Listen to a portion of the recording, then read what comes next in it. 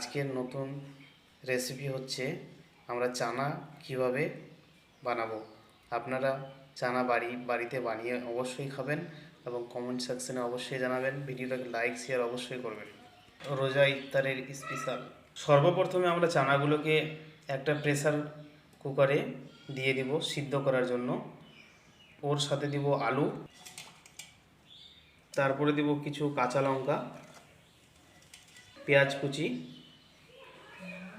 প্রেসারে পরিমাণ মতো জল দিব সিদ্ধ করার জন্য, যাতে কাওয়াইগুলো ভালো করে সিদ্ধ হয়।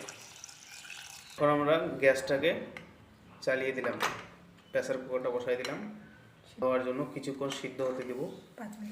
আপনারা 4টা সিটি অবশ্যই দিবেন ভালোভাবে সিদ্ধ করার জন্য। দেখেন বন্ধুরা, আমাদের এটা আছে সর্বপ্রথম 5 সিটি, এরকম করে 5টা সিটি পর্যন্ত আপনারা থাকবেন। এটা আমাদের ফাইনালি হয়ে গেল। এখন আমরা ঢাকনাটাকে খুলে নেব। ঢাকনাটাকে খুলে নিলাম, দেখেন সিদ্ধ হয়ে গেল। এখন আমরা কড়াইয়ের মধ্যে দিব এটাকে ভালো করে রান্না করার জন্য। আমরা রান্না করার জন্য গ্যাসটাকে জ্বালিয়ে নিলাম, কড়াইটা বসিয়ে দিলাম গ্যাসের মধ্যে। পরিমাণ মতো সরিষার তেল দিয়ে দিব।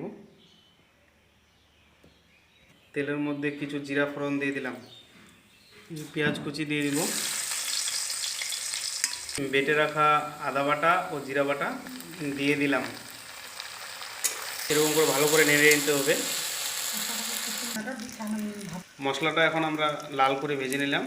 এখন সিদ্ধ করা চানাগুলো দিয়ে দিলাম। একটু ভালো করে নেড়ে নেবেন, মশলার সাথে যেন ফিট হয়ে যায়। পরিমাণ মতো হলুদের গুঁড়ো দিয়ে দিব, পরিমাণ মতো লবণ দিয়ে দিব, আপনার টেস্ট অনুযায়ী আপনারা লবণ দিবেন। একটু শুকনো গুঁড়া লঙ্কা দিয়ে দিলাম। তাহলে এটাকে আপনার ভালো করে কষে নেবেন এরকমভাবে। চানাটা আমাদের কষা হয়ে গেল। এখন পরিমাণ মতো একটু জল দিয়ে দেব, জল দিয়ে একটু নেড়ে দিব। চানাটা হয়ে গেল, এখন আমরা তুলে নিলাম।